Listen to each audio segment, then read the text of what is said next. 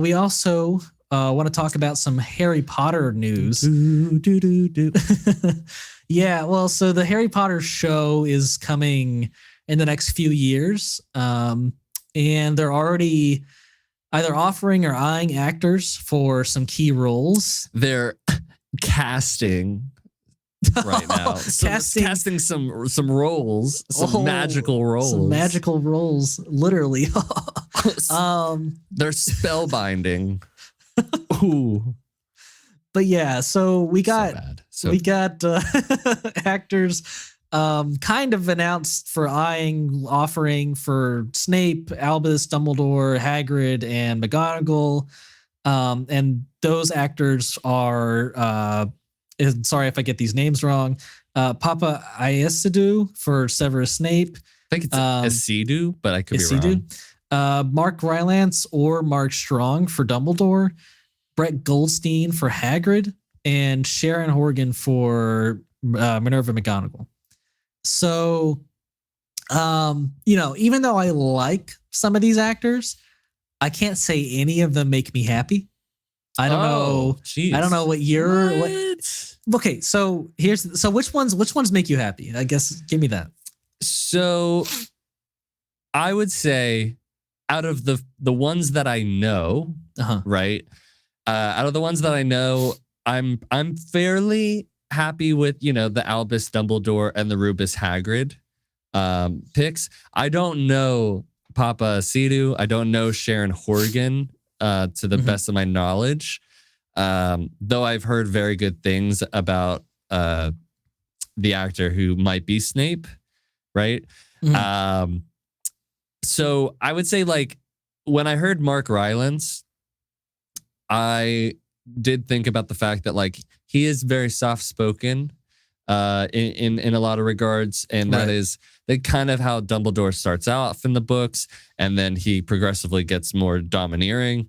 And then with Mark Strong, that one I think could be really good. I think Mark Strong is an incredible actor, and I'd love to see him take on, like, I don't know what he looks like in a beard, with a beard. Like, he could be an extremely, by the end of the series, like, he could be an extremely cool Dumbledore. I guess here's the thing. Like, Mark Rylance, I think, is a better pick because like Dumbledore is supposed to be over 100 years old by the time we start the books. Like, Mark Strong is like, what, in his 40s? Like, I just don't. No, he's got to be in his 50s. I just don't see Mark Strong fitting it. He looks way too young. I mean, and that's my complaint with, like, everyone except Mark Rylance, is that they just look way too young. Well, here's the thing. In the books, goddamn, Mark Strong's 61. That's crazy, dude. Why does Mark Strong look so fucking young? He's lathering himself up in he looks like he's like 47. Products. I mean, that's insane. It's great. I mean, the what I want to say is, in the books, for the best of my knowledge, they are supposed to be considerably younger professors. They're not supposed to be as old. They kind of aged up the characters in the movies. So Snape is supposed to be like a young professor. He's supposed to be like in his 30s, because Lily and James had Harry pretty young, and Snape and obviously Lily and James went to school together. Were in the same class, right? So I think in a lot of ways these castings might be a lot more closer to what the books were going for.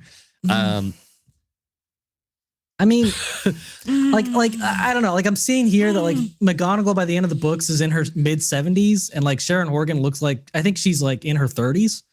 So that's a problem. I mean, but also, like, with the Snape actor, I mean, obviously there's the race swap, but like, it's not what I imagine Snape as at all. He's not brooding enough. Black man.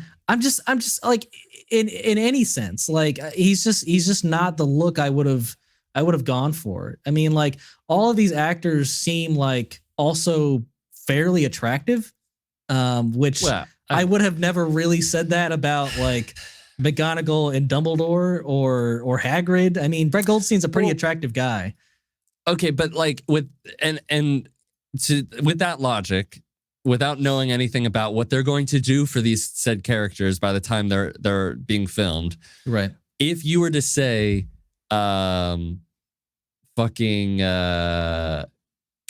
what's his name? He was in the Batman, in Penguin. Jim Gordon. What's his name? No. What are you? Gordon. Who played the Penguin? What were you asking? I'm that's what you're asking. Penguin. Colin Farrell. Colin Farrell. If we were to say Colin Farrell's going to play the Penguin, you go, that beautiful Irishman. Okay, but they're not going to kick 4 hours or 5 hours of makeup on every single one of these actors. You don't know that. First of all, they're not going to. They're not. I mean, like the makeup budget isn't that strong in any fucking project for you to be shilling out 4 to 5 hours every day for people, for multiple people. I'm just saying, we don't know what they're gonna look. Either way, you look at Mark Rylance or Mark Strong, they're getting a ton of makeup. You're getting a ton of hair and makeup. I don't think Mark Rylance, like on the face, needs any aging. He needs a fucking beard. Yes, sure. A beard and and hair. A big ass beard and long hair and but you're not like adding, like for Brett Goldstein, you're gonna be adding like weight and like and age to him that he doesn't have yet. I think a lot of that could be covered up with a beard, like a big bushy beard. You know what I mean? Yeah, maybe. Now, going to the Severus Snape thing, which, like, obviously, elephant in the room, it'd be black. Yeah. And to what I've heard from people, there's nothing that directly says or is integral to his character that he be white or black, other than I remember potentially when I was reading the books that he was described as having greasy black hair, potentially greasy long black hair. Right. That is the only thing that I remember vividly from my brain. He has to have the hair. Like that's my thing, you know? That's what makes Snape. And who's to say we don't get like beautiful straight black hair? You know, a Jimmy who is that basketball player who did the Fall Out Boy music video? Jimmy Butler, who straightened his hair. Maybe it's like Jimmy Butler, but it looks a lot better. He straightened his hair every morning. Okay, maybe interesting. Maybe it was like Lily always, Lily really wanted a man I think that's with even long worse. Straight hair. God, that'd be awful. I don't know. But the thing is that we don't know what the script looks like. We don't know what they're going for. And I've heard nothing but good things about the character that they would be casting for Snape. So I obviously, like, in my brain, am I thinking, oh yeah, I think Snape would be a black guy? No, I wasn't. I don't think most people were. But I'm also completely open to it. I do think that this is potentially going to be like a very diverse cast of characters when we get down to like the big three. Like, yeah, I think that race-wise, if that's something that like is discussed, like I do think that there's a potentiality that like even Harry's not going to be traditionally like. Here's the thing. I think Harry will be the exact same. He could be. I think it's either going to be Hermione or Ron that gets race swapped. My feeling is it's going to be Ron. I have a feeling it'd be Hermione, but my thing is that like, because how cool would it, because like to have. Sorry, go on. Yes, you're right. I mean, the sense that like J.K. Rowling has commented that like I think she said that like she has seen or she has looked at Hermione as being a black character, but like in so many different media like throughout the years, like we have had like redheads replaced as like to be the black character, which would be Ron. Although I mean like that, like he has a whole family, so you're replacing like not just him, but like his entire family. So it might be safer to just do Hermione. You probably have a point there.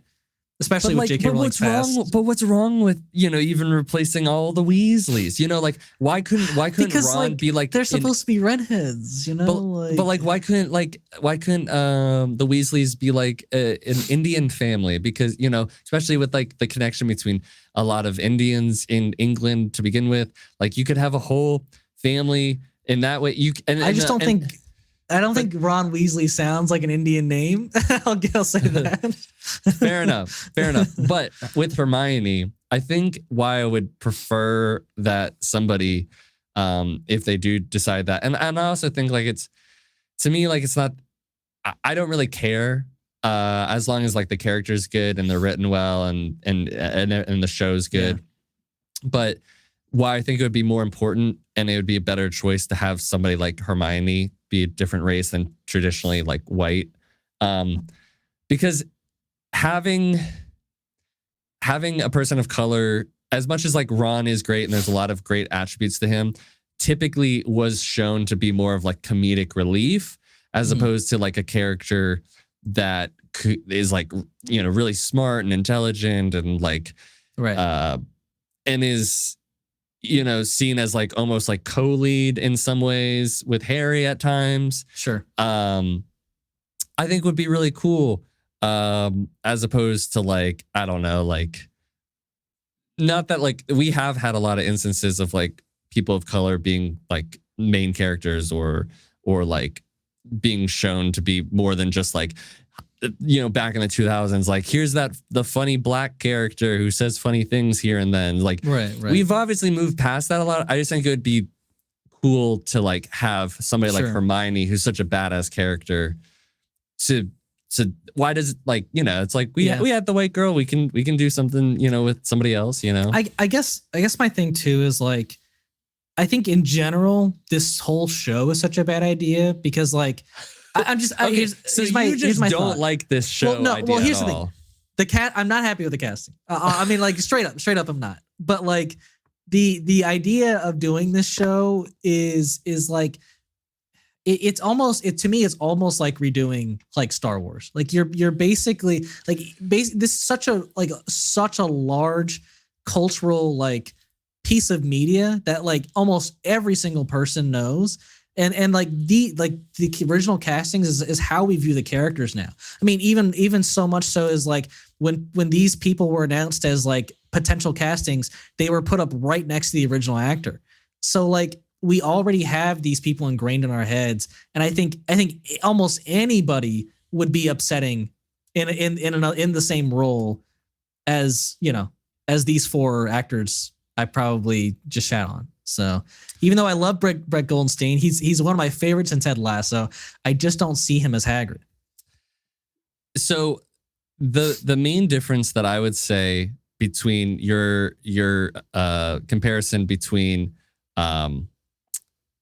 Star Wars and Harry Potter and them basically redoing Star Wars is that there wasn't the books. Yes, there wasn't the books. It was a completely its own thing. There was nothing preceding it. There nothing been like it before. And I think that there is a lot of let me just look up something while I'm talking. I think there's a lot of fans who want to see some of the stuff that was not talked about in the books. And I think with people, and that's the only valid like argument I have for the show is that we can fit a way more into the TV show than the movies. But go on. But they with HBO, who's consistently making a lot of great stuff. It's also still under Warner Brothers. I was in there's a J.K. Rowling bit, but like of course she was kind of be involved. Like I mean, yeah. Probably wouldn't have gotten made without her involvement. They also have Francesca Gardner as its writer and showrunner, and Mark Malloyd to direct multiple episodes. Both are from HBO's Succession. And she also was a writer and producer for his Dark Materials, which granted I didn't watch. Killing Eve, which a lot of people have said amazing things about. Malloyd has done episodes of Game of Thrones, and he's doing stuff in the second season of The Last of Us, as well as he directed The Menu, which we both really enjoyed. Right. Like, he makes sense. The showrunner makes less sense. I mean, like, as much as I love Succession, it's not like I would apply anything from Succession over to Harry Potter. But I would, because... You would? Okay. Yes, because she obviously knows how to tell a compelling story, and each episode leaves you wanting to see the next episode. And you have interesting interactions with the characters. The plot is continuously getting more and more interesting. Like, she's a showrunner. She knows how, like, let me argue this. A lesser showrunner Succession would have been such a boring ass show, despite like also having great writers, but it would have been such a boring ass show if not for the person who's helming it, because a story about 3 children fighting over their CEO dad's company should not be as interesting as it was. And it was so amazing. Yeah. But okay, sure. I'll give you that. Like, she ran a great show for Succession. A fantastic show. Sure. A fantastic show. One of the best shows I've probably ever seen.